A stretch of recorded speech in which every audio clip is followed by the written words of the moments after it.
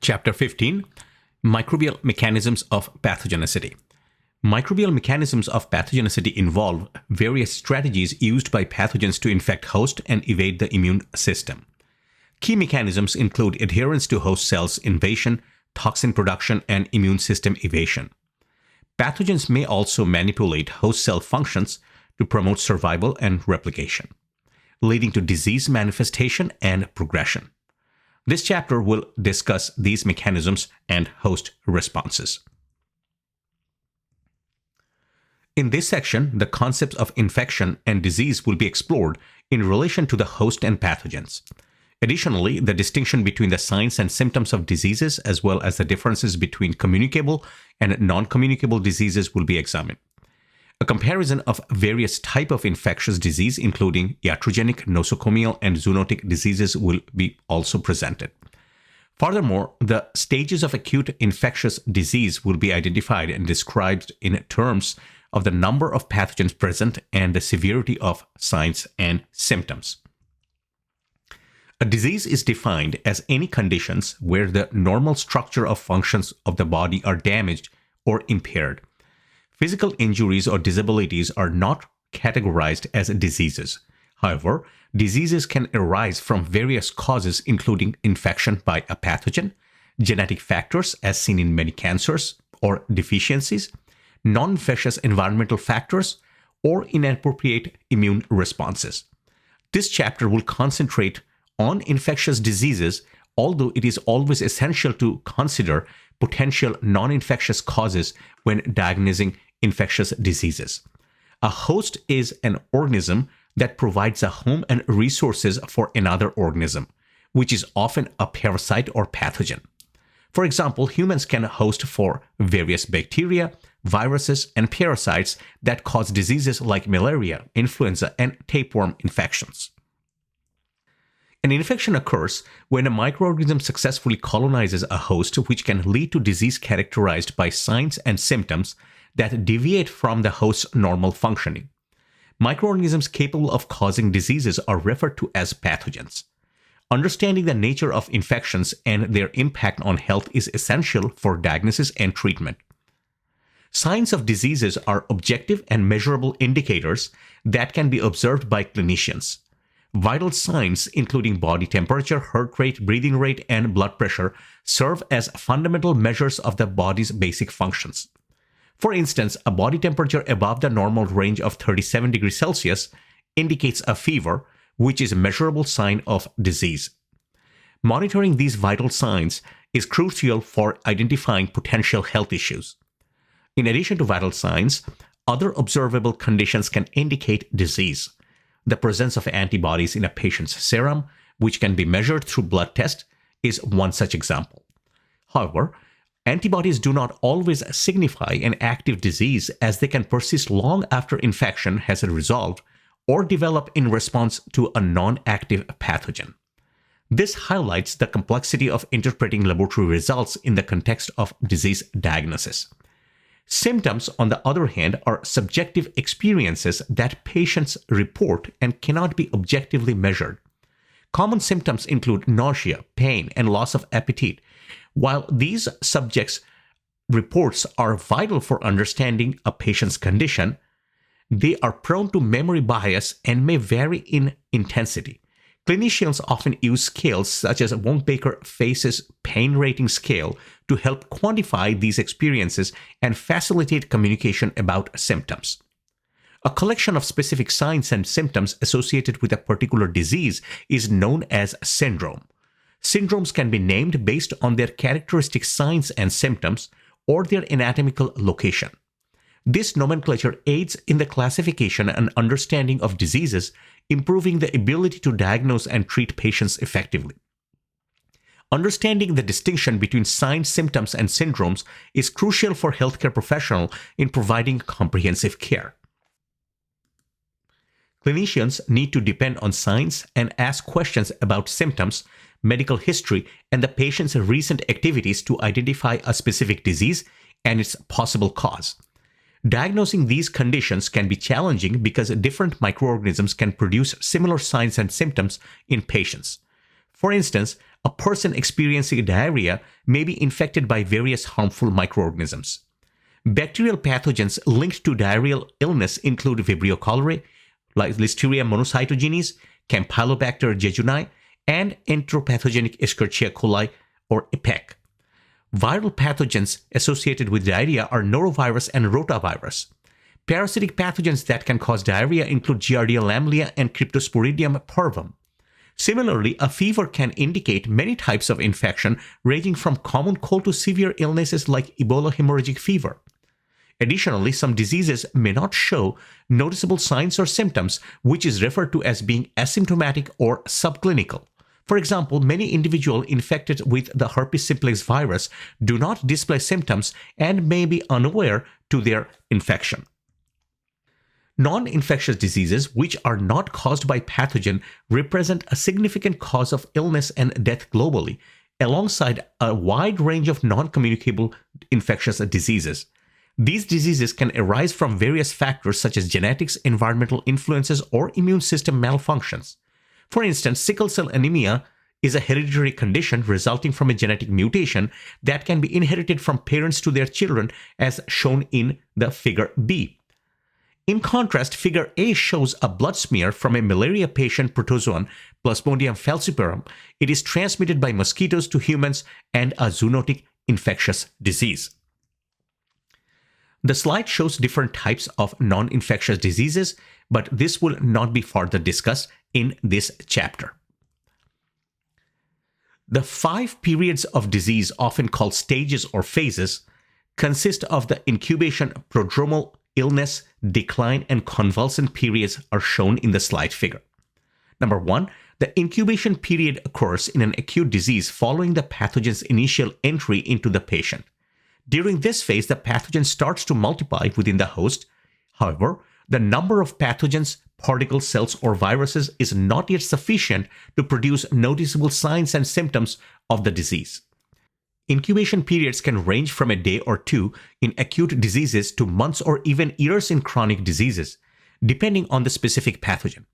Various factors influence the duration of the incubation period, including the potency of the pathogen, the strength of the host immune defenses and infection site, the type of infection, and the size of infectious dose received. Throughout this incubation phase, the patient remains unaware that a disease is beginning to develop. Number 2, the prodromal period follows the incubation period. In this phase, the pathogen continues to grow and the host starts to show general signs and symptoms of illness. These typically arise from the immune system's activation, including fever, pain, soreness, swelling, or inflammation. Often these signs and symptoms are not too specific to point out a particular disease. Number 3, the period of illness follows the prodromal stage, where the signs and symptoms of these diseases are most apparent and intense. Number 4, the period of decline follows the period of illness, where the number of pathogen particles starts to diminish and the signs and symptoms of the illness begin to lessen. However, during this decline phase, patients may become vulnerable to secondary infections due to the weakening of their immune systems caused by primary infection. Number 5, period of convalescence is the final period of a disease. During this period, the patient generally returns to normal functions, although some diseases may inflict permanent damage that the body cannot fully repair. Infectious diseases can be contagious during all 5 periods of disease, with the transmissibility depending on the disease, pathogen, and disease progression mechanisms. For instance, in bacterial meningitis, patients are contagious during the incubation period for up to a week before the prodromal period begins, while those with viral meningitis become contagious when prodromal symptoms first appear. Many viral diseases with rashes such as chickenpox and measles show contagion during the incubation period up to a week before the rash develops. Conversely, respiratory infections like colds and influenza make patients contagious at the onset of the prodromal period. Additionally, transmission can occur during the decline and convalescence phases and even long after symptoms have resolved. For example, an individual recovering from a diarrheal disease may continue to shed pathogens in feces, posing a transmission risk through direct or indirect contact. The duration of illness can vary significantly based on the pathogen, the host immune response, and any medical treatment administered.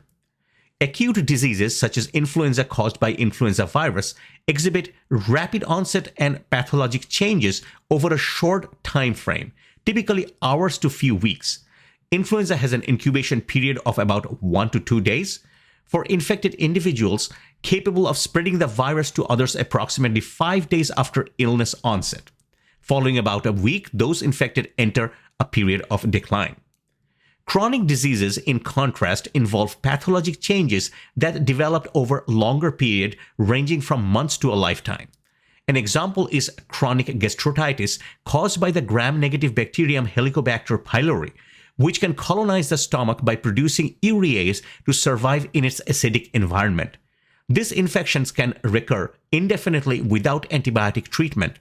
Similarly, the hepatitis B virus can lead to chronic infection characterized by ongoing virus production for 6 months or more after the initial acute illness, detectable through the presence of viral antigens in blood sample. Latent disease differ from chronic infections in that the pathogen remains dormant for extended periods of active replication.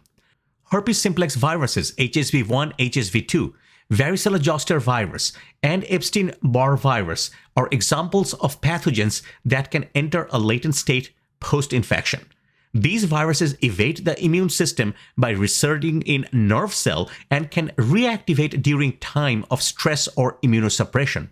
For instance, varicella zoster virus may cause chickenpox in childhood and reactivate later in life as shingles, while Epstein-Barr virus can remain dormant in B cells and potentially reactivate years after, leading to B-cell lymphoma. The learning objective focuses on key concepts related to infectious diseases, beginning with a summary of Koch's postulates and their molecular counterparts, including their significance and limitations. It emphasizes the understanding of pathogenicity, particularly in terms of infectious and lethal doses. Additionally, the objectives differentiate between a primary and opportunistic pathogen by providing specific examples of each. They also outline the stages of pathogenesis and elucidate the roles of portals of entry and exit in disease transmission, along with examples of these portals. For most infectious diseases, accurately identifying the causative pathogens is crucial for effective treatment. Physicians, patients, and researchers today greatly benefit from the work of Robert Koch, who established a systemic approach to linking diseases with specific pathogens. In 1884, Koch introduced 4 postulates that summarize his method of determining whether a microorganism causes a particular disease. These postulates represent the criteria that must be satisfied to positively associate with disease with a pathogen. Laboratory tests on animals and comparisons of cultures from healthy and diseased individuals are essential to assess these criteria.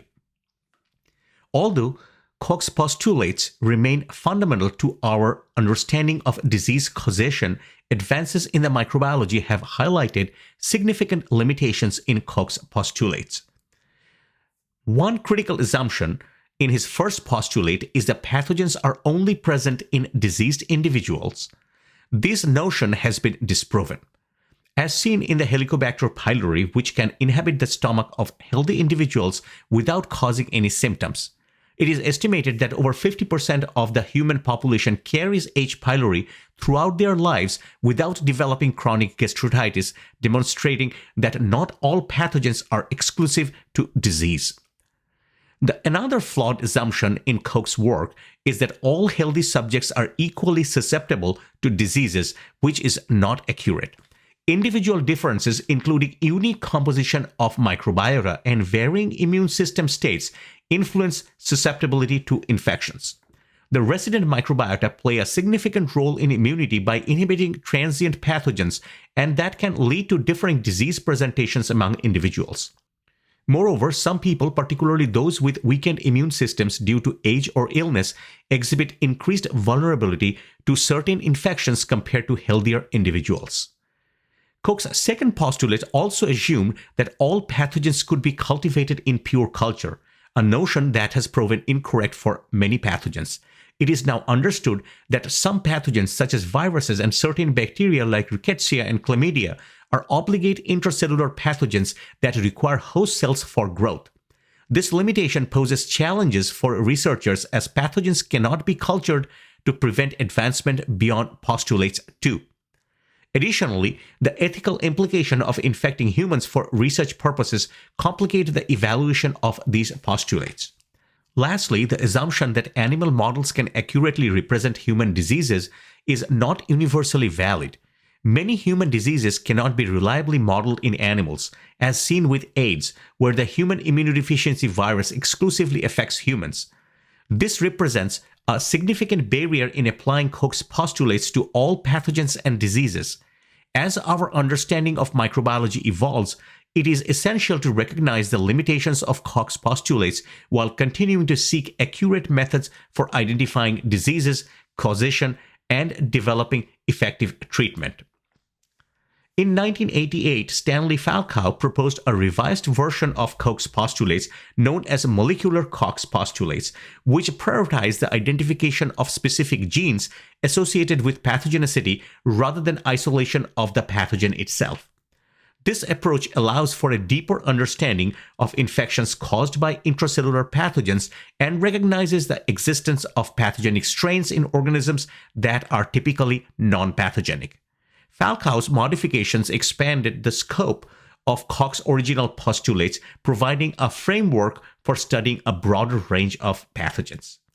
One notable example is the bacterium E. coli, which is normally harmless and a part of the human intestinal microbiota.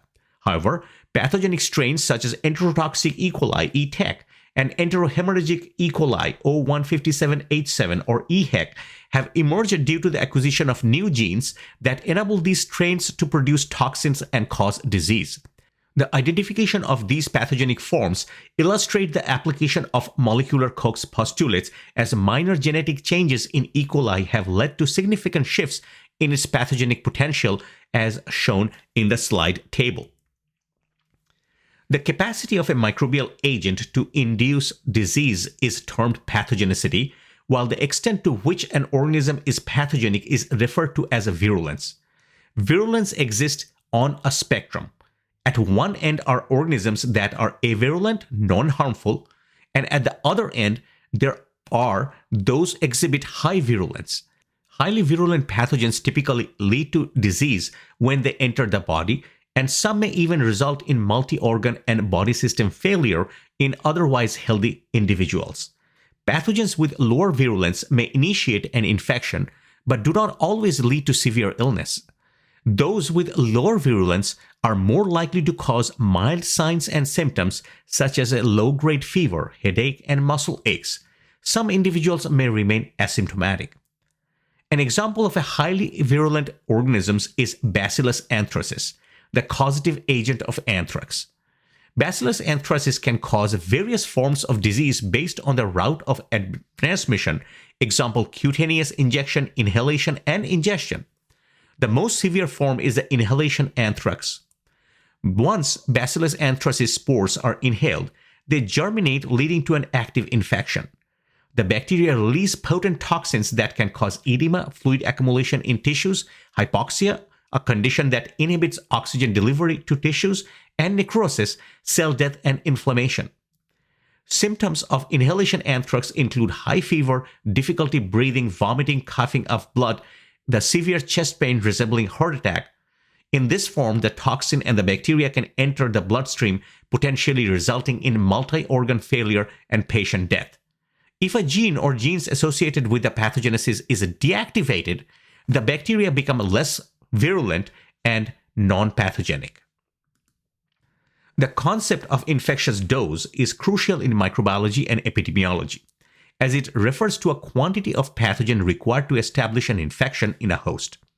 This dose can vary significantly between different pathogens and is influenced by several factors, including the mode of transmission, the virulence of the organism, and the immune status of the host. The ID50 or median infectious dose for 50% of the population is a quantitative measure used to determine the virulence of a pathogen. It represents the number of organisms needed to infect 50% of the test population, providing insight into how easily a pathogen can cause a disease. For example, a low ID50 indicates that a small number of pathogens are sufficient to cause infection, highlighting a highly virulent organism. Conversely, a high ID50 suggests that a larger number of pathogens are needed to achieve infections, indicating lower virulence. Understanding infectious dose and ID50 is essential for public health strategies, vaccine development, and infection control measures. By assessing these factors, health professionals can better predict outbreaks, implement effective interventions, and ultimately protect populations from infectious diseases. The table presents a selected foodborne pathogen along with their ID50 values in humans, derived from the epidemiologic studies and human volunteer research. These values are median estimates, with individual infective doses varying significantly due to factors like entry route, the host's age, health, immune status, and specific pathogen traits. Notably, the infective dose does not always indicate disease severity. For example, just one cell of Salmonella enterica serotype typhurium can cause an active infection leading to salmonellosis, which has a low mortality rate of less than 1% in healthy adults. In contrast, Salmonella enterica serotyphi typically requires around 1,000 cells to induce infection, but leads to more severe condition, typhoid fever, with a mortality rate reaching 10% in untreated cases. In microbiology, the concepts of lethal dose and LD50 are essential for understanding the pathogenicity and the virulence of infectious agents. The lethal dose refers to the quantity of a pathogen required to cause death in a host, which can vary widely among different organisms. The LD50 median lethal dose specifically quantifies the lethal dose for 50% of a test population, often using animal models. For pathogens, the LD50 is a critical measure of virulence, as it helps researchers to evaluate how dangerous a particular organism may be. For example, the LD50 of certain bacterial toxins, such as those produced by the Clostridium botulinum, is extremely low, indicating high lethality even in small amounts. This information is vital for developing public health strategies and treatments. In graphs like the one shown in the slide figure, the percentage of animals that have been infected killed LD50 is plotted against the concentration of pathogen inoculated. The figure represents the data graphed from a hypothetical experiment measuring the LD50 of a pathogen. Interpretation of the data from this graph indicates that the LD50 of the pathogen for the test animal is 10 to the power 4 pathogens.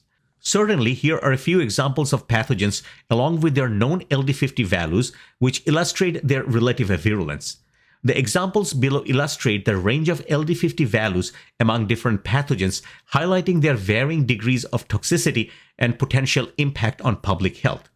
Botulinum toxin produced by Clostridium botulinum, the LD50 for this potent neurotoxin is approximately 0.000001 to 0.000003 milligram per kilogram in humans, making it one of the most lethal substances known. Ricin, derived from the castor bean plant, the LD50 for ricin is about 1 to 20 milligram per kilogram when administered by injection or inhalation, indicating its highly toxic nature. Francisella tularensis causes tularemia. The LD50 for this bacterium is estimated to be around 10 to 50 organisms, demonstrating its high infectivity and potential as a bioweapon. Yersinia pestis, which cause plague, the LD50 for the pneumatic form of this bacteria is estimated to be about 1 to 100 organisms, highlighting its virulence and rapid transmission. Vibrio cholera causes cholera. The LD50 of this bacterium is higher, estimated at around 10 to the power 6 to 10 to the power 8 organisms, reflecting its lower virulence compared to the others listed. Pathogens can be divided into two main categories: Primary pathogens and opportunistic pathogens. Primary pathogens are capable of causing disease in a host regardless of the host microbiota or immune defenses. In contrast, opportunistic pathogens only lead to illness when the host defenses are compromised, which occur due to the factors such as weakened immune system, surgical breaches, or other vulnerabilities. Individuals most at risk for opportunistic infections include young children, the elderly, pregnant women, chemotherapy patients, those with immunodeficiencies, and individuals recovering from surgery or suffering from severe wounds. A prominent example of the primary pathogen is enterohemorrhagic E. coli, which produces a virulence factor called Shiga toxin. The toxin disrupts protein synthesis, resulting in severe symptoms like bloody diarrhea, inflammation, and renal failure, even in individuals with healthy immune systems. On the other hand, Staphylococcus epidermidis is an opportunistic pathogen commonly associated with nosocomial infections. Normally found on the skin as avirulent, Staphylococcus epidermidis can become pathogenic in healthcare settings where it forms biofilms on catheters and implants, potentially leading to serious infections like endocarditis through its virulence factors. Opportunistic infections can also arise from members of the normal microbiota when they migrate to different body systems. For instance, E. coli, typically residing in the large intestine, can cause urinary tract infection if it enters the bladder, making the leading cause of such infections among women. Additionally, changes in the body environment can trigger overgrowth of normally benign microorganisms, leading to a disease. An example is the yeast candida, part of the normal microbiota in various body locations, but can proliferate when other bacteria are eliminated, such as during antibiotic treatment. The overgrowth of candida can lead to conditions like oral thrush, vaginal yeast infection, or cutaneous candidiasis. Several factors can promote this overgrowth, including untreated diabetes, which increases the glucose levels in the saliva, creating a conducive environment for candida growth. Furthermore, immunodeficiency associated with HIV, AIDS, and cancer elevate the risk of thrush. Hormonal changes, particularly decreased in estrogen during menstruation or menopause, can also contribute to vaginal yeast infections by altering the vaginal pH and reducing the protective lactic acid produced by the lactobacilli, allowing candida to thrive. To cause disease, a pathogen must complete 4 stages of pathogenesis: exposure, contact, adhesion, colonization, invasion, and infection, and harm to the host. This process involves the pathogen entering the host, reaching a suitable location for infection, evading the host immune response, and causing damage that leads to disease. The cycle often concludes with the pathogen exits the host and is transmitted to a new one. During pregnancy, the placenta generally acts as a protective barrier, preventing microorganisms from transferring from mother to the fetus. However, certain pathogens are capable of crossing the blood-placental barrier. One notable example is the gram-positive bacterium Listeria monocytogenes, which can cause the foodborne disease listeriosis and poses significant risk to the fetus, potentially leading to spontaneous abortion. Other pathogens that can cross placental barrier to infect the fetus are collectively known as the acronym TORCH. These pathogens include Toxoplasma, Treponema, varicella zoster virus, hepatitis B virus, retrovirus, parvovirus, toga virus, human herpes virus 5, and herpes simplex virus 1 and 2. Transmission of infectious diseases from mother to baby is also a concern during childbirth, particularly as the baby passes through the birth canal. Infants whose mothers have active chlamydia or gonorrhea infections may be exposed to the pathogens present in the vagina, leading to eye infections that can result in blindness. To mitigate this risk, it is standard practice to administer antibiotic drops to infants' eyes shortly after birth. Number 1. Exposure and pathogen portals of entry. An encounter with a potential pathogen is referred to as exposure or contact. The food we consume and the items we touch are all ways we can come to contact with the potential pathogens. However, not every contact leads to infection and disease. For a pathogen to cause illness, it must be able to enter host tissue. An anatomical site that allows pathogens to infiltrate a host tissue is known as a portal of entry. These are areas where host cells directly interact with the external environment. Key portals of entry are shown in the slide and includes skin, mucous membrane, and parenteral routes. Mucosal surfaces serve as primary portals of entry for microbes. These surfaces include the mucous membranes found in the respiratory tract, gastrointestinal tract, and genitourinary tract.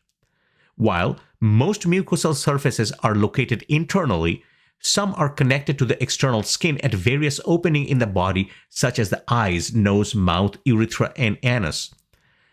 Pathogens typically adapt to specific portals of entry. This specificity is influenced by the organism's environmental adaptations as well as the enzymes and toxin they produce. The respiratory and gastrointestinal tracts are particularly susceptible to infections because they are constantly exposed to particles containing microorganisms which can be inhaled or ingested.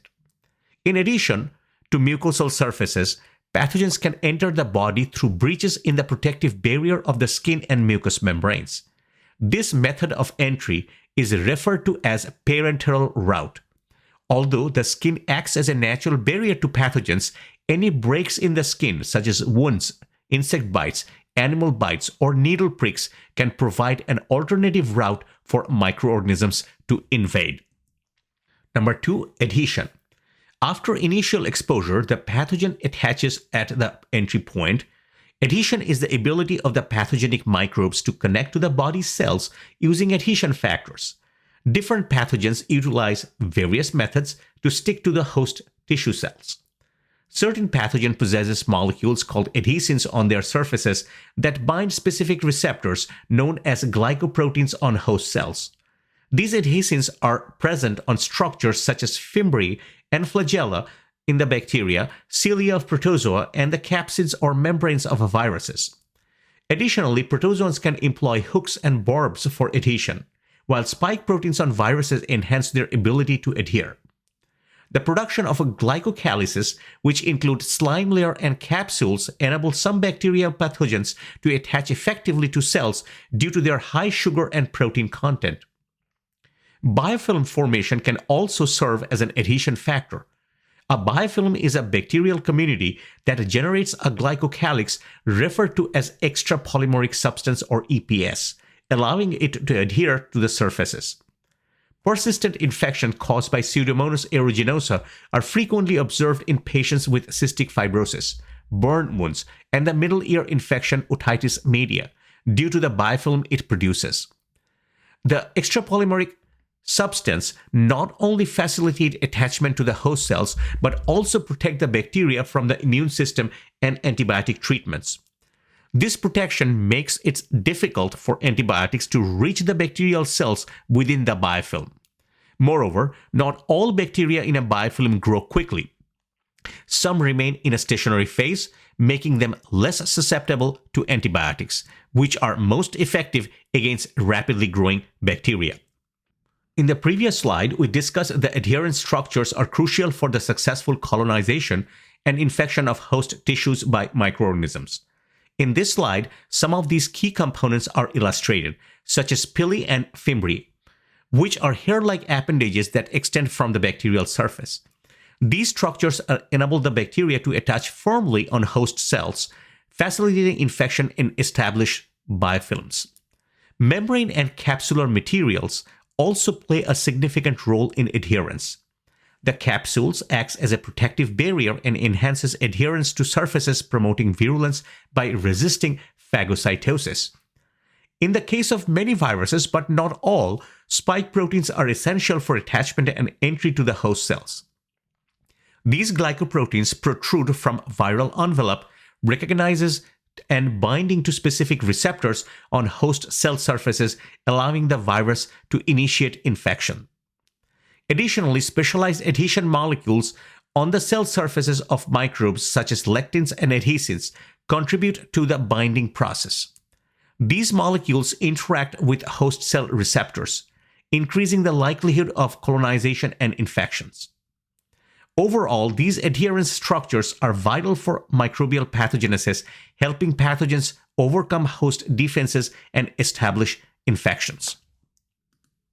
Once adhesion is successful, the invasion of a pathogen can commence, leading to its dissemination throughout local tissues or the entire body. During this process, pathogens may produce exoenzymes or toxins, which acts as virulence factors that enable them to colonize and inflict damage on the host tissues as they penetrate deeper into the body.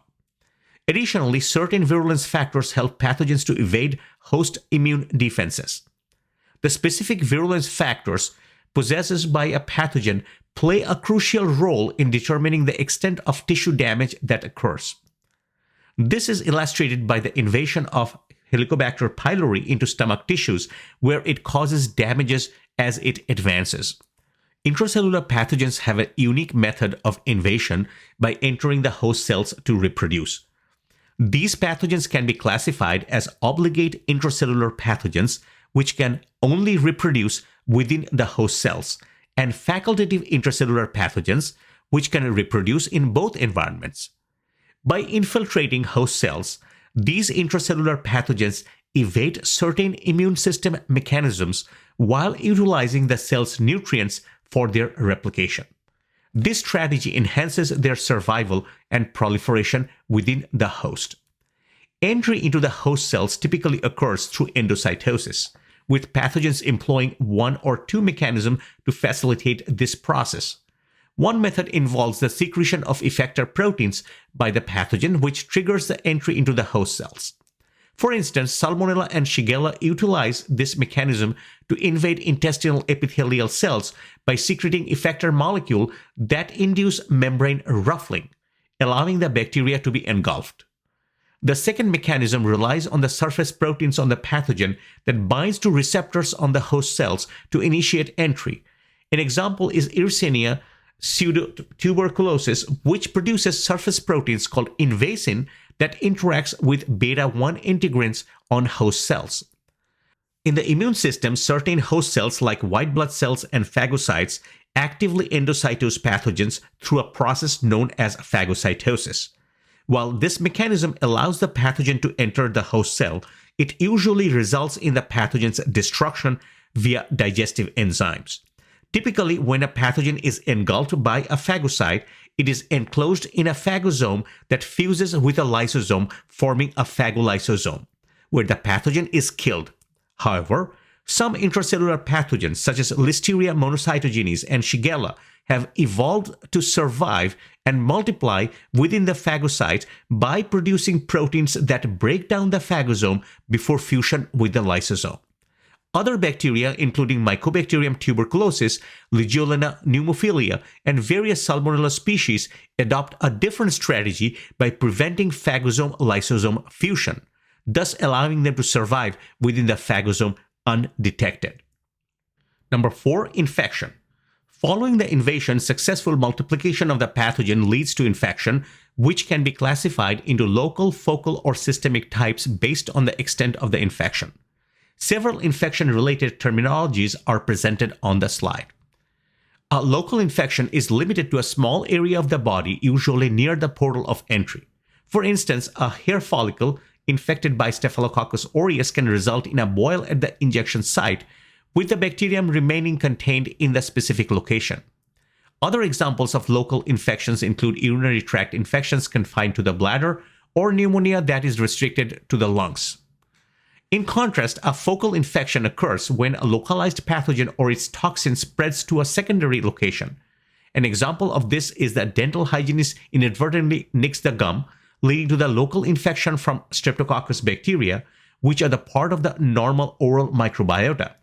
These bacteria can then enter the bloodstream and travel to the other areas of the body, potentially causing secondary infection as they spread. Systemic infections arise when the infection disseminates through the body. A notable example is the varicella zoster virus, which typically enters through the mucous membrane of the upper respiratory tract. This virus then spreads, leading to the characteristic red skin lesions associated with chickenpox, which are not the initial sites of infections but rather manifestation of a systemic infection. A primary infection, which is the initial infection, is caused by one pathogen, can sometimes lead to a secondary infections by another pathogen.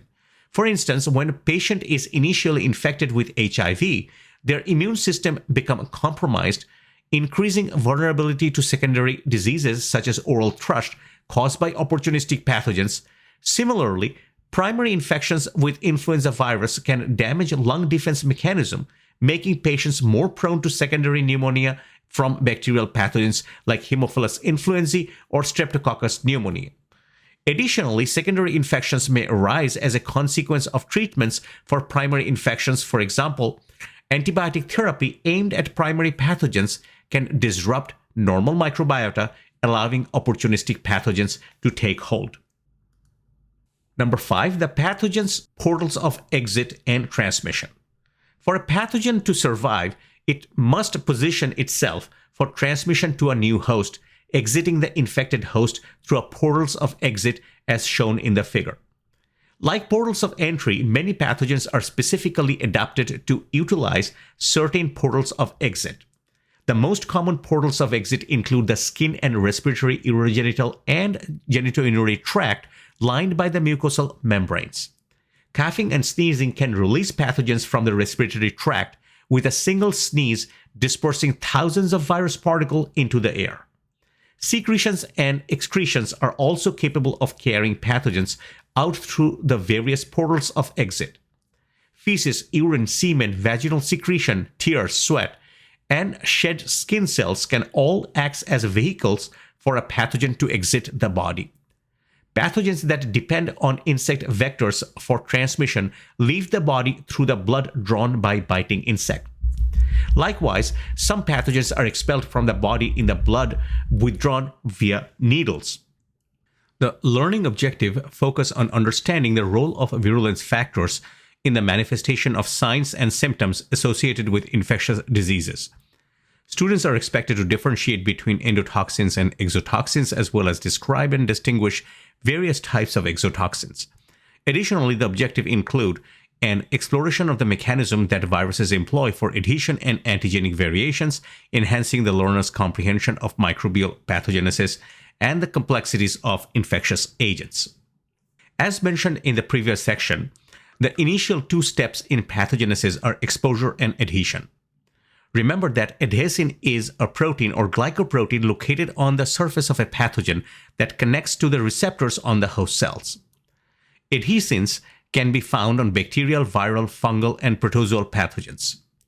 An example of bacterial adhesin is type 1 fimbrial adhesin, a molecule located at the tips of fimbriae of enterotoxigenic E. coli, ETEC. Recall that fimbriae are hair-like protein structures on the cell surface.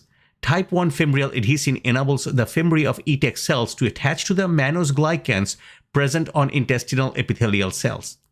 The accompanying slide table lists common adhesins found in some of the pathogens we have discussed or will encounter later in this chapter. After exposure and adhesion, the next step in pathogenesis is invasion, which can involve the use of enzymes and toxins. Many pathogens achieve invasion by entering bloodstream, an effective means of dissemination since blood vessels are in close proximity to every cell in the body. However, this method of dispersal has a downside, as the bloodstream contains numerous immune system elements that can combat pathogens.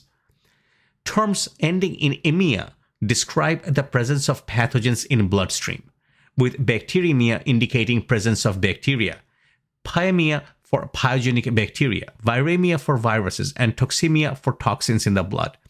When bacteria are present in blood and multiplying, the condition is referred to as septicemia. The invasiveness varies among pathogens. For example, Clostridium tetani is non-invasive because it does not spread from one tissue to another, but toxins become bloodborne. Bacillus anthracis and Yersinia pestis also produce toxins and are highly invasive. Streptococcus span the spectrum of virulence factors and invasiveness.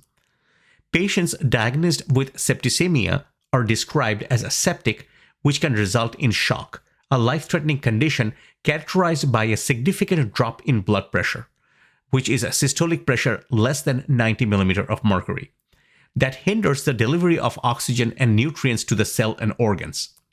Some bacteria induce shock by releasing toxins, which are virulence factors that can damage tissues and lower blood pressure. Gram-negative bacteria are typically engulfed by immune system phagocytes, which then release tumor necrosis factors, a molecule that plays a key role in inflammation and fever. This factor binds to blood capillaries, increasing their permeability and allowing fluids to leak into tissues, causing swelling or edema.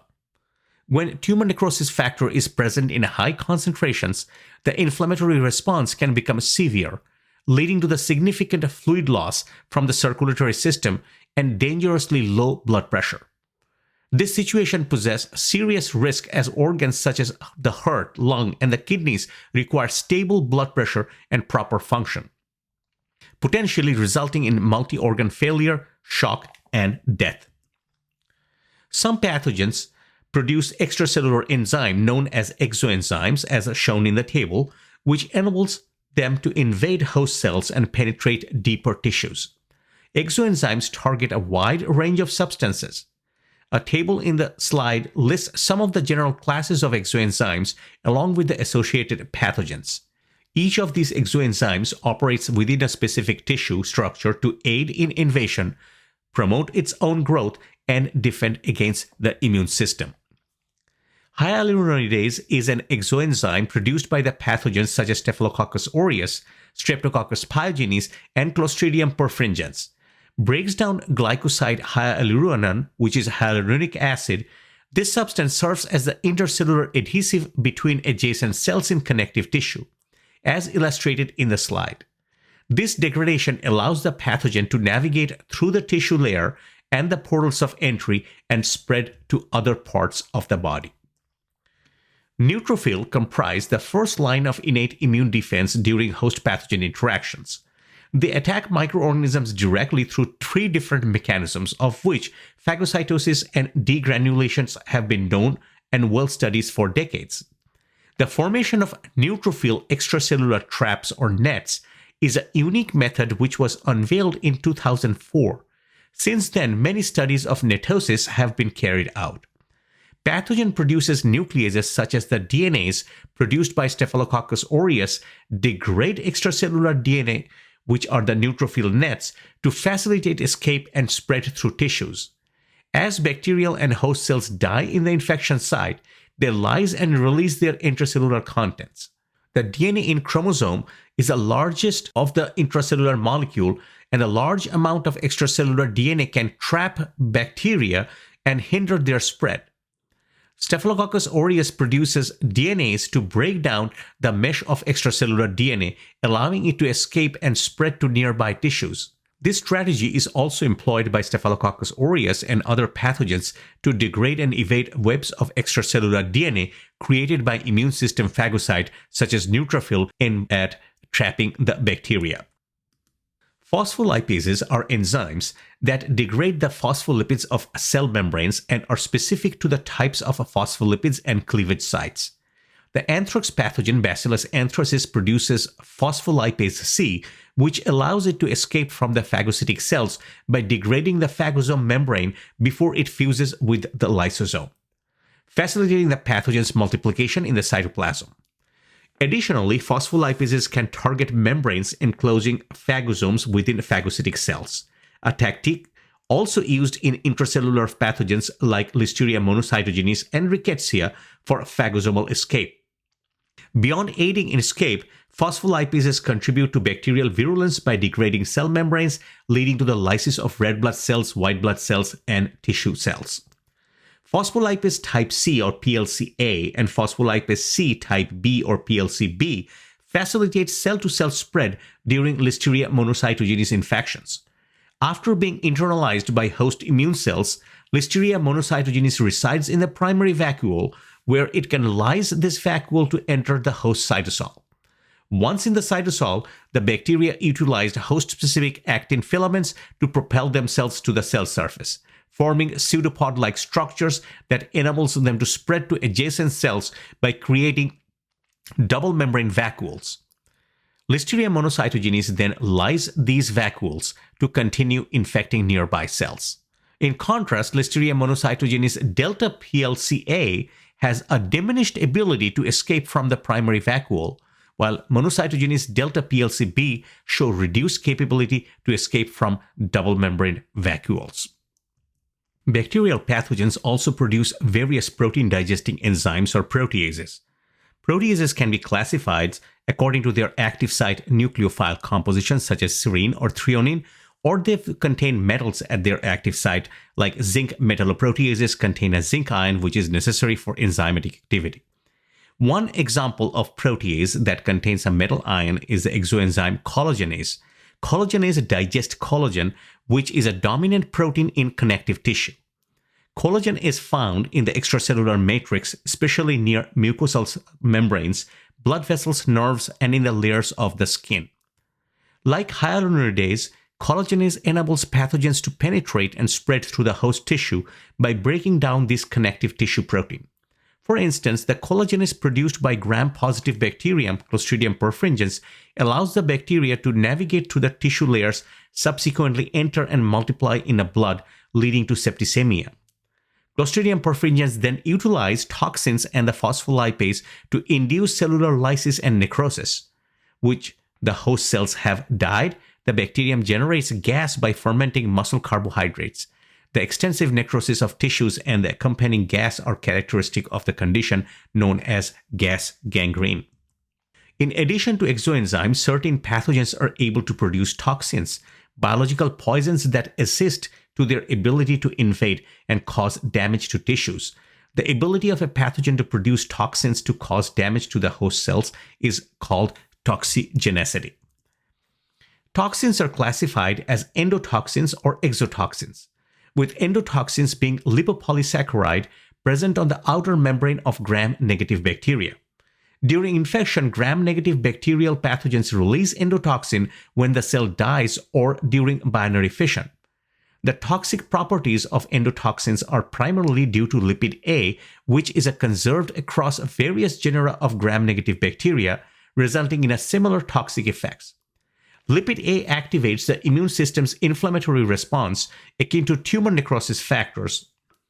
While low levels of endotoxin can help the host defend against infections, high concentrations can trigger an excessive inflammatory response, potentially leading to severe drop in blood pressure, multi-organ failure, and death.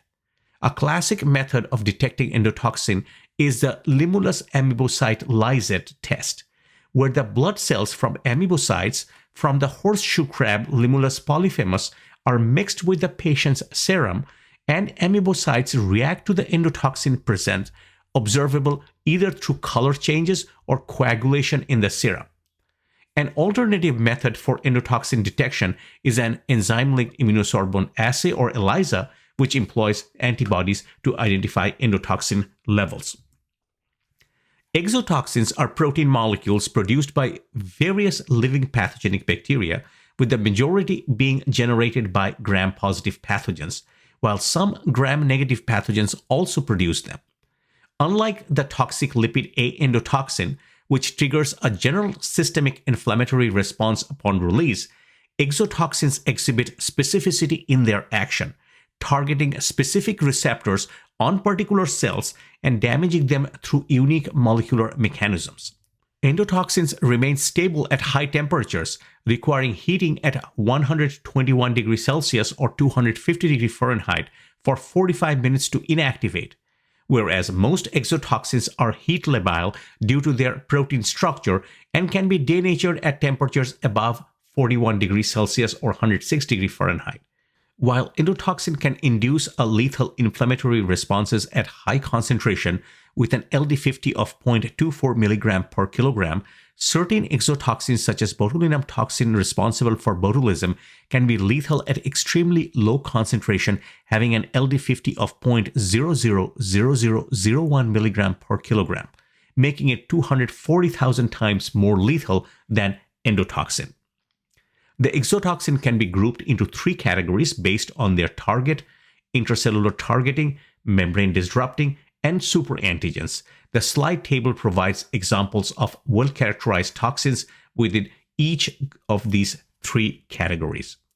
The intracellular targeting toxin consists of two essential components, A for activity and B for binding, collectively referred to as AB exotoxins. The B component is crucial for the specificity of the toxin as it facilitates the initial attachment to specific cell surface receptors. Upon binding to the host cell, the AB toxin is internalized through endocytosis and sequestered within a vacuole. As the vacuole's environment becomes acidic, the A and B subunits dissociate, allowing the A subunit to enter the cytoplasm where it disrupts targeted internal cellular functions. Examples of AB toxins include diphtheria, cholera, botulinum, tetanus toxins. The diphtheria toxin produced by the gram-positive bacterium Corynebacterium diphtheri is responsible for nasopharyngeal and cutaneous diphtheria. Once the A subunit of the diphtheria toxin accesses the cytoplasm, it catalyzes the transfer of adenosine diphosphate ADP ribose to an elongation factor EF2, necessary for protein synthesis.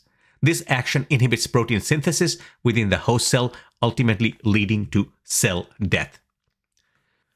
Cholera toxin and its mechanism of action. Cholera toxin is a protein produced by the bacteria Vibrio cholera, responsible for causing cholera, a serious diarrheal illness. The process by which cholera toxin works involves several key steps. Binding to the receptor. Cholera toxin is made up of 5 B subunits that attach to the ganglioside GM1 receptors located on the surface of intestinal epithelial cells. Second, internalization. Once bound, the toxin enters the cell through a process of endocytosis, dissociation, and translocation. Inside the cell, the toxin separates into its A and B subunits. The A subunit, which acts as an enzyme, moves across the plasma membrane into the cytoplasm. The ADP ribosylation. The A subunit facilitates the transfer of the ADP ribose group from the NAD+ to a G protein GS-alpha, which activates adenylate cyclase. Fifth, increased cyclic AMP production. The activated G protein boosts the production of cyclic adenosine monophosphate or CAMP. Sixth, chloride secretion. Cyclic AMP activates protein kinase A, pKa, which phosphorylates and opens chloride channels, CFTR, in the intestinal epithelial cells, leading to the secretion of chloride ions into the intestinal lumen. Seventh, water loss. The secretion of chloride ions create an osmotic gradient, causing water to also flow into intestinal lumen. The result is a severe diarrhea characterized by rice water stool, typical of cholera, and dehydration, the key symptoms of cholera. Botulinum toxin, also known as Botox, is a neurotoxin produced by the gram-positive bacteria Clostridium botulinum and is recognized as the most acutely toxic substance known. Composed of a light A subunit and a heavy protein chain B subunit, the B subunit binds to the neurons, allowing the toxin to enter at the neuromuscular junction. The A subunit functions as a protease, cleaving the proteins that are crucial for the release of acetylcholine, a neurotransmitter responsible for muscle contractions. By blocking the release of acetylcholine, botulinum toxin inhibits muscle contraction, which can lead to muscle relaxation, respiratory failure, and potentially death. However, because of its property, low concentration of Botox are utilized in cosmetics and medical application such as wrinkle removal and treatment of overactive bladder. Tetanus toxin produced by the gram-positive bacterium Clostridium tetani is another neurotoxin that consists of a light A subunit and a heavy protein chain B subunit. Unlike botulinum toxin, which affects different pathways, tetanus toxin targets inhibitory interneurons responsible for the release of inhibitory neurotransmitter glycine and gamma-aminobutyric acid or GABA. Under normal conditions, these neurotransmitters bind to neurons at the neuromuscular junctions, inhibiting the release of acetylcholine. However, tetanus toxin disrupts this process by inhibiting release of glycine and GABA from the interneuron, leading to permanent muscle contraction. The first symptom of tetanus is typically stiffness of jaw, known as lockjaw, followed by violent muscle spasms in other parts of the body, which can culminate in respiratory failure and death. The slide figure illustrates the action of both botulinum and tetanus toxins. Membrane-disrupting toxins impact cell membrane function by either creating pores or disrupting phospholipid bilayer in host cell membranes. Hemolysins and leukocidins, two types of membrane-disrupting exotoxins, form pores in cell membranes, leading to the leakage of cytoplasmic contents and cell lysis. Although initially believed to be specifically target red blood cells, erythrocytes, the white blood cells or leukocytes, it is now understood that they can also affect other cell types. Staphylococcus aureus produces 4 types of hemolysins as mentioned in the slide table. Alpha hemolysins are also produced by certain pathogenic E. coli that cause bloody diarrhea. Beta hemolysins digest and destroy an important membrane lipid sphingomyelin and cause membrane disruption of host blood cells. Gamma hemolysins is a 2-component, 2-protein chains toxin similar to AB toxins. The gamma hemolysins are almost identical to Staphylococcus aureus produced leukocidin pentonvalentine leukocidin, which also have 2 components, S and F protein chains. The S component binds to the glycolipids on the plasma membrane of animal cells, while the F component exhibits enzymatic activity and forms pores in the membrane. PVL is more frequently found in Staphylococcus aureus strains that cause skin infection and pneumonia, promoting skin infection by inducing edema, erythema, and skin necrosis. Additionally, PVL can lead to necrotizing pneumonia, causing pro-inflammatory and cytotoxic effect on alveolar leukocytes, which results in the release of damaging enzymes that harm lung tissue. Delta toxin is a cytolytic toxin produced by Staphylococcus aureus, which consists of an alpha helical amphipathic structure, grants its detergent-like properties, enabling it non-specifically attach and disrupt the cytoplasmic membrane of cells without the need for a receptor. Upon contact, delta toxin degrades the membrane and forms short-lived pores, leading to cell lysis and eventual cell death. Streptolysin. The gram-positive bacteria Streptococcus pyogenes produce streptolysins, which are water-soluble hemolysins. Streptolysins are classified into 2 types, O, streptolysin O, and S, streptolysin S, based on their hemolytic activity in erythrocytes under different oxygen conditions. Streptolysin O is inactive in the presence of oxygen, while streptolysin S remains active. In addition, streptolysin O forms ring-like pores in cell membranes by binding to cholesterol, followed by oligomerization under anaerobic condition in absence of O2. In contrast, streptolysin S contributes to virulence through soft tissue damage, impacting host phagocytes and facilitating bacterial translocation under aerobic in presence of O2 condition. Pneumolysins from Streptococcus pneumoniae is a cholesterol-binding pore-forming cytolytic toxin. Phospholipases, bacterial phospholipases already discussed as exoenzymes in slide 34, toxins that disrupt cell membrane by degrading phospholipid bilayer instead of forming pores. They have been associated with various bacteria, including Bacillus anthracis, Legionella pneumophila, and Rickettsia species, which utilize these phospholipases to lyse phagosomes. Additionally, these phospholipases also function as hemolysins. Notable hemolysin phospholipases include the alpha toxin from Clostridium perfringens, beta toxin from Staphylococcus aureus, and phospholipase C from Pseudomonas aeruginosa. This highlights the role of phospholipases in bacterial pathogenicity and their contribution to cell lysis and tissue damage. The third class of exotoxins is known as superantigens. These exotoxins cause an excessive and nonspecific activation of immune cells, leading to release of cytokines, which are chemical messengers. These overproduction of cytokines, often referred to as a cytokine storm, result in a strong immune and inflammatory response. This response can lead to severe complications such as high fevers, low blood pressure, multi-organ failure, shock, and even death. The classic example of a superantigen is a toxic shock syndrome toxin produced by Staphylococcus aureus. Most cases of toxic shock syndrome are linked by vaginal colonization by the toxin-producing Staphylococcus aureus in menstruating women. However, colonization can also occur in other areas of the body. Additionally, certain strains of Streptococcus pyogenes produce superantigens as well, which are known as streptococcal mitogenic exotoxins and streptococcal pyrogenic toxins. The mode of action of superantigens primarily revolves around their interaction with major histocompatibility complex MHC class II molecules on antigen-presenting cells, APCs, and the T cell receptors or TCR of T helper cells. Unlike typical antigens, which requires processing and presentation by MHC molecules to stimulate a T cell response, superantigens bind directly to the MHC class II molecules and TCRs without the need of peptide binding.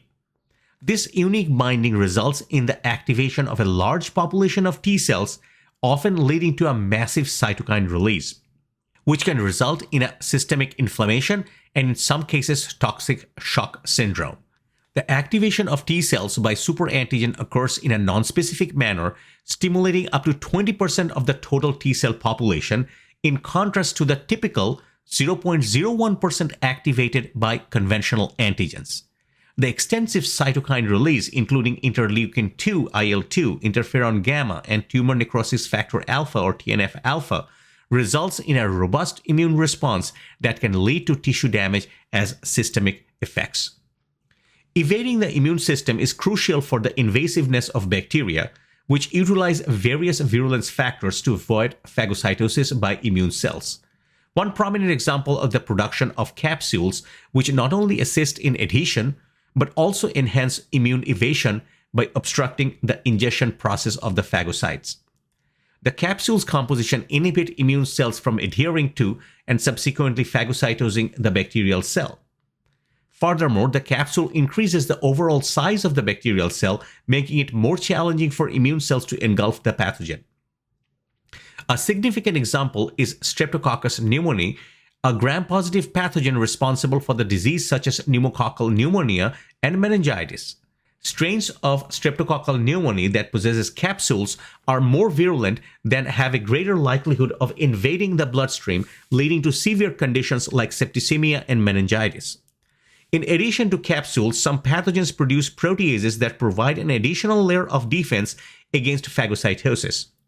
The human immune system generates antibodies that specifically bind to the surface molecules on the bacteria, including capsules and fimbriae. This binding process triggers phagocytosis and other antibacterial actions aimed at clearing the infection. However, proteases counteract this antibody-mediated response by attacking and digesting the antibodies, thereby hindering their ability to facilitate bacterial clearance. Moreover, various bacterial pathogens possess additional virulence factors that help them evade immune response. For instance, certain species of Streptococcus produce fimbriae and contain M protein, which modifies the surface characteristic of the bacteria, inhibiting phagocytosis by blocking the binding of complement molecules essential for phagocyte function. Similarly, Mycobacterium tuberculosis, the causative agent of tuberculosis, produced mycolic acid, a waxy substance in its cell envelope, and enables the bacterium to withstand some killing mechanism within phagocytes after being engulfed. This multifaceted approach to immune evasion illustrates the complex strategies bacteria employ to persist in hostile environments. Some bacteria produce virulence factors that enhance their ability to cause infections by taking advantage of the molecules that the host naturally produces. A prime example is the Staphylococcus aureus, which releases the enzyme coagulase. This enzyme manipulates the body's normal blood clotting mechanism, which typically responds to a blood vessel damage. When an injury occurs, platelets work to form a clot, initiating a series of reactions that convert fibrinogen, a water-soluble protein produced by the liver, into fibrin. This insoluble protein forms a mesh that clumps platelets and other red blood cells together, creating a clot that prevents blood loss. However, when Staphylococcus aureus secretes coagulase into the bloodstream, it triggers the fibrinogen to fibrin cascade even without damage, resulting in a clot that encases the bacteria and shields them from phagocytic immune cells. In contrast to coagulase, kinases facilitate the breakdown of clots by converting plasminogen to plasmin, which digests fibrin clots, allowing pathogens trapped within to escape and spread. Kinases such as staphylokineses from Staphylococcus aureus, streptokinases from Streptococcus pyogenes exemplify this process. Notably, Staphylococcus aureus has the unique ability to produce both coagulase and staphylokinase, allowing it to manipulate clot formation and dissolution. The initial action of coagulase provides a protective barrier against the immune response, but when nutrients become scarce or conditions indicate a need for dispersal, the production of staphylokinase can trigger the pathogens to break free and spread to new sites, thereby enhancing their potential to cause infection. Antigenic variation is a mechanism that the pathogens use to evade the immune system by altering their surface proteins, making it difficult for the host to recognize them. For instance, Borrelia burgdorferi, a spirochete bacterium responsible for Lyme disease, has a surface lipoprotein known as VLSE, or variable surface lipoprotein, that undergoes antigenic variation due to genetic recombination during DNA replication and repair. This variation allows the VLSE protein to significantly with each fever episode, rendering previous antibodies ineffective and contributing to the bacterium's ability to cause chronic disease. The VLSE gene is a part of a larger locus called the VLS locus, which contain multiple silent VLS cassettes.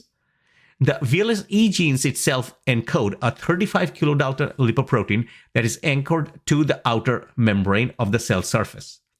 The VLSE protein undergoes antigenic variation through a process of gene conversion, where the segments of DNA from silent VLS cassettes are incorporated into the VLSE gene. These antigenic variations allow the Borrelia burgdorferi to evade the host immune system by constantly changing the surface antigens, making it difficult for the immune system to recognize and target bacteria. VLSE upregulated during a mammalian infection and is required for the spirochete survival and persistence in the presence of host adaptive immune response. The variable regions of VLSE are loop structured that cover the surface of the membrane, distal end of the protein, and the variable amino acid constitutes only a portion of the VR sequences. The surface localization of the variable amino acid segments appear to protect conserved regions from the interaction with the antibodies and hence may contribute to immune evasion. Another important human bacterial pathogen that uses antigenic variation to avoid immune system is Neisseria gonorrhoeae, which causes the sexually transmitted disease gonorrhea. This bacterium is well known for its ability to undergo antigenic variation of its type 4 pili to avoid immune defenses. The slide figure illustrates the mechanism of Neisseria gonorrhoeae type 4 pilin variation. The PIL-E gene in red and the PIL-S as a copy in blue with the homologous regions in gray is shown on the slide. It illustrates the segmental characteristic and stability of the PIL-S locus through various homologous recombination products. The outcome of pilin antigenic variation leads to pileated gonococcal cells with altered PIL-E amino acid sequences, P+, or non-pileated P- colonies. One of the initial steps in any viral infection is the adhesion of a virus to specific receptors on the surface of the cell. This process is facilitated by adhesins that are part of the viral capsid or membrane envelope.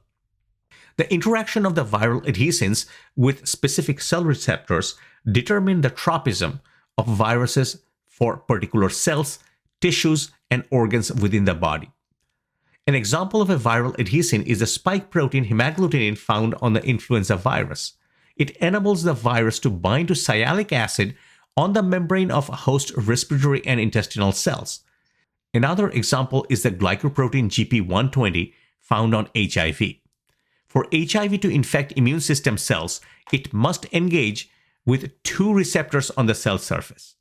The first interaction involves the binding of GP120 to the CD4 cellular marker present on some of the crucial immune cells, which are the T helper cells. However, prior to the viral entry into the cell, a second interaction between GP120 and one of the two chemokine receptor, CCR5 or CXCR4, must take place. The slide table lists adhesins for several common viral pathogens, along with the specific sites to which these adhesins enable viruses to attach. Antigenic variation in influenza viruses.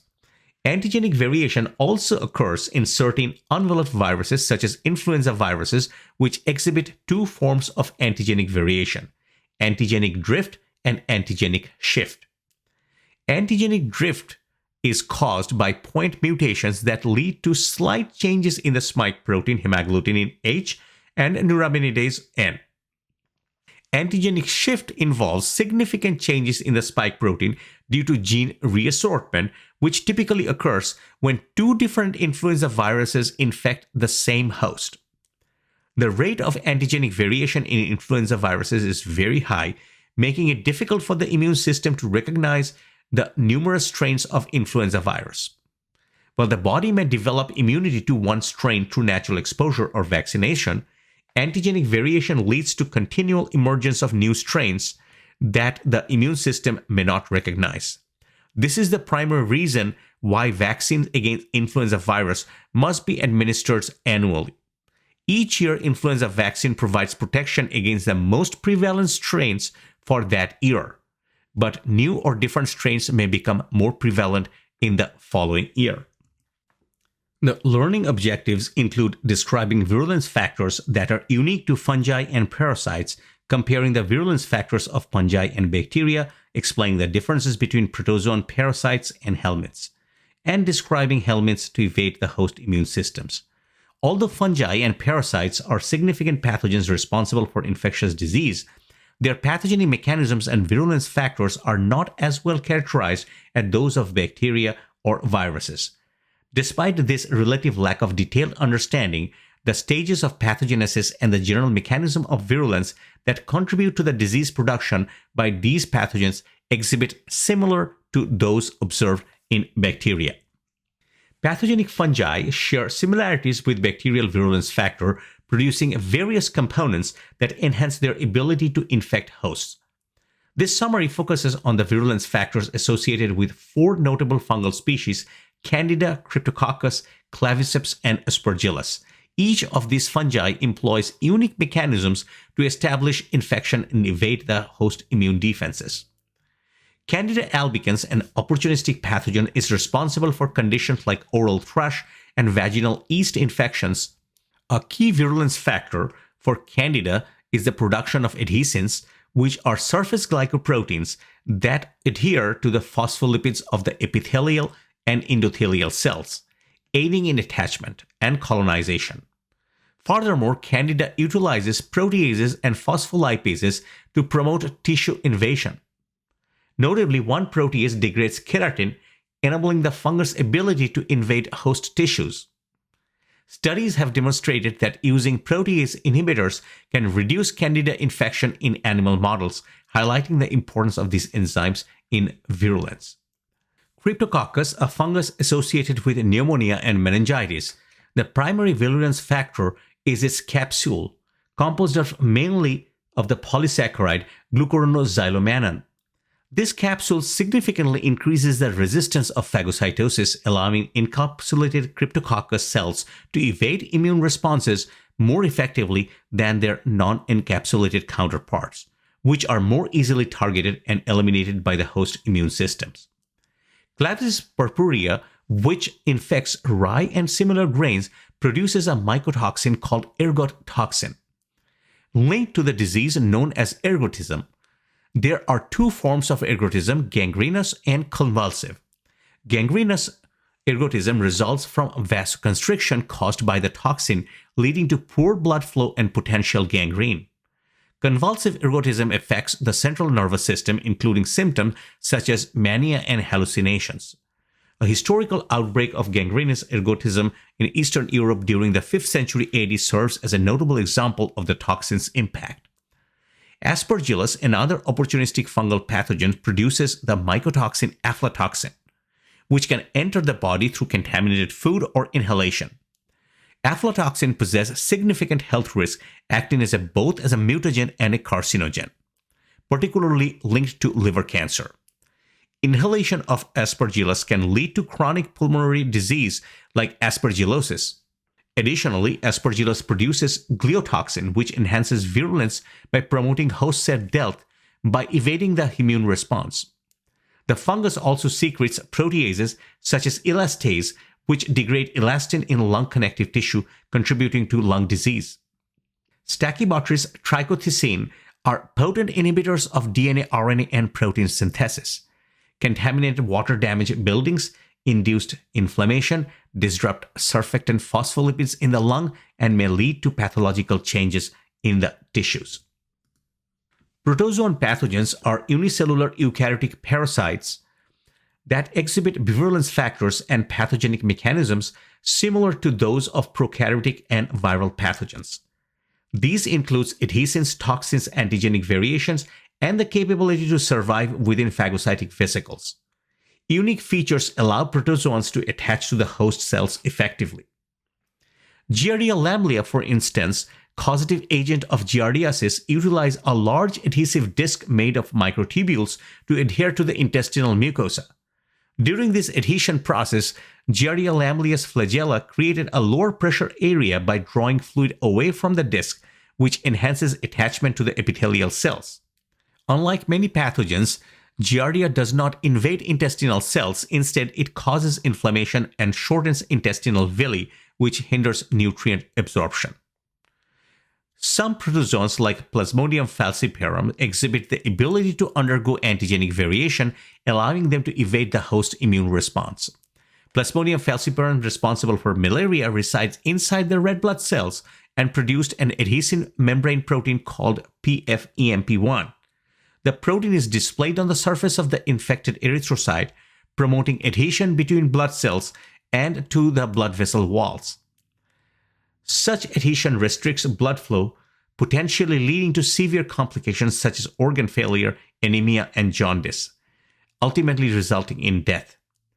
Although the host immune system can recognize PFEMP1, the protein's antigenic variation over time complicates the immune response, enabling malaria to persist as a chronic infection in many individuals.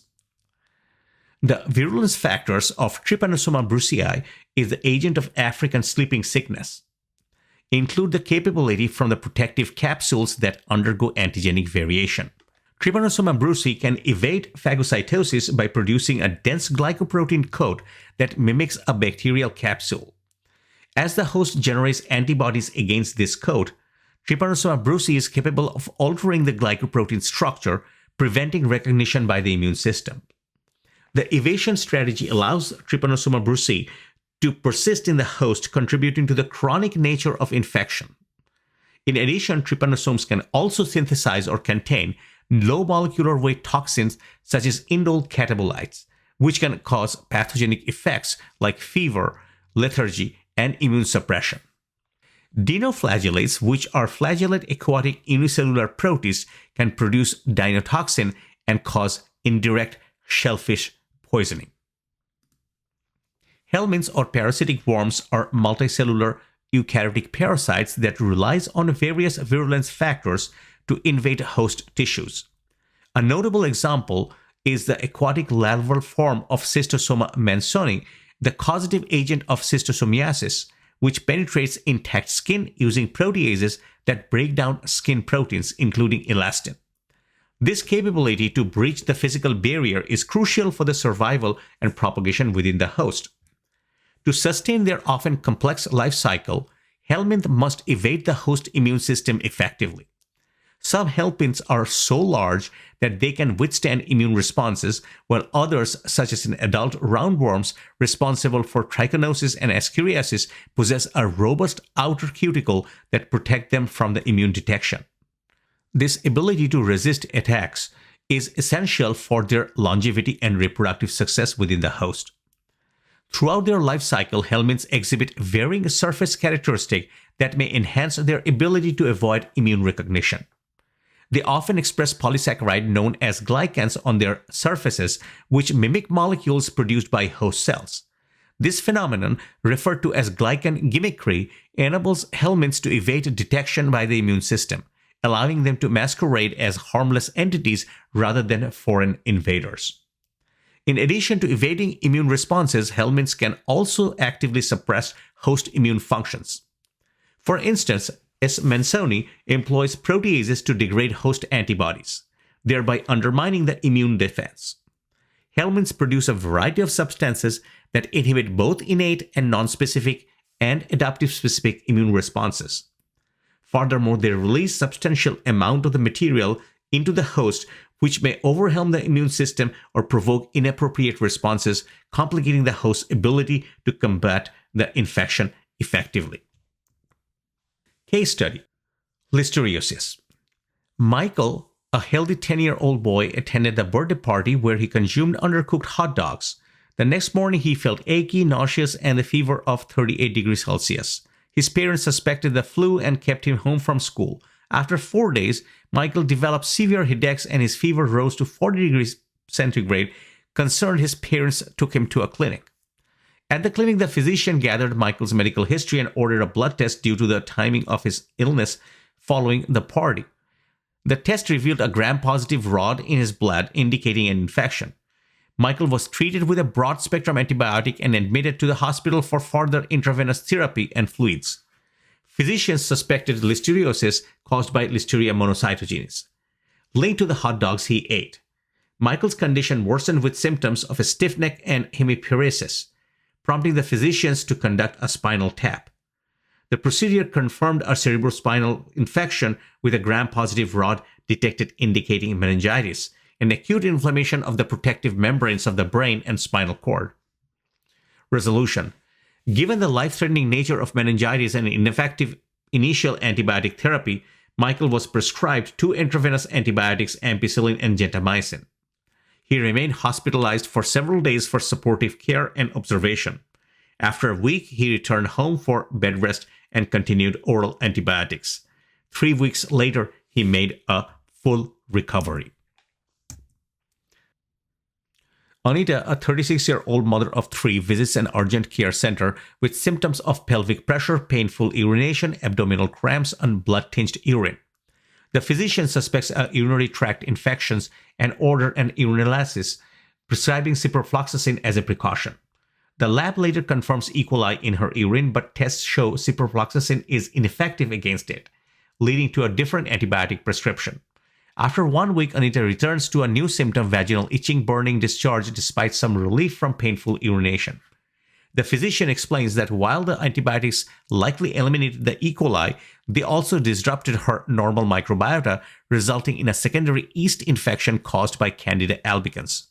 To confirm this, vaginal smear was prepared and sent to the lab, which verifies the diagnosis. The physician then prescribed an antifungal medication to address the yeast infection. Link to learning, educator resources. Thank you.